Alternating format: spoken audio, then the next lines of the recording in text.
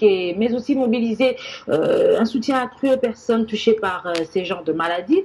Nos reporters se sont rendus au centre de référence des maladies rares situé ici à Kinshasa et vous proposent ces reportages. Kabuki syndrome, Noonan syndrome ou Phelan-McDermid syndrome, la liste est longue des maladies rares dans le monde, même en RDC, le phénomène se répand. C'est en 2008, avec l'appui de l'Organisation européenne pour les maladies rares, que la journée du 29 février a été instituée dans le but de sensibiliser les populations sur ces pathologies. Sous-estimées ou voire négligées par la population de la communauté médicale. Ces pathologies actuellement prennent de l'ampleur sur les pathologies que nous connaissions avant, les pathologies infectieuses, la malaria et autres. Et considérées comme maladies rares, toute maladie qui touche un individu sur 2000 personnes. Cette journée mondiale au Centre des références des maladies rares et non diagnostiquées à Kinshasa est arrivée avec l'inauguration, le 23 février dernier, des locaux de ce service spécialisé qui vise à organiser la prévention de ces maladies en République démocratique du Congo.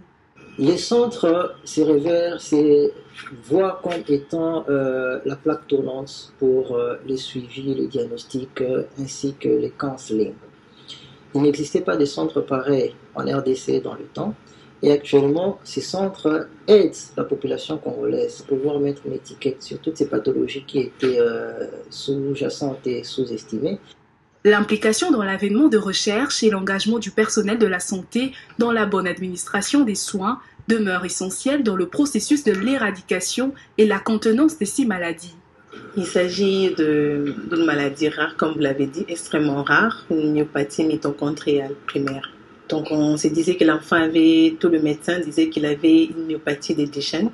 Donc nous avons eu à faire certaines recherches de cette maladie, donc on s'était préparé par rapport à une myopathie des Duchenne. À notre grande déception, ce n'était pas ça, c'était une autre maladie qui était encore beaucoup plus extrêmement rare.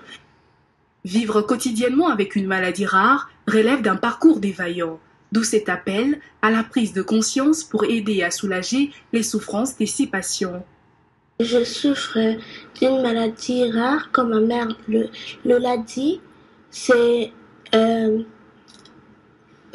par minute, je ressens de la fatigue à chaque moment et à 12 heures quand je pars à l'école vers les après-midi, je ressens une fatigue extrême.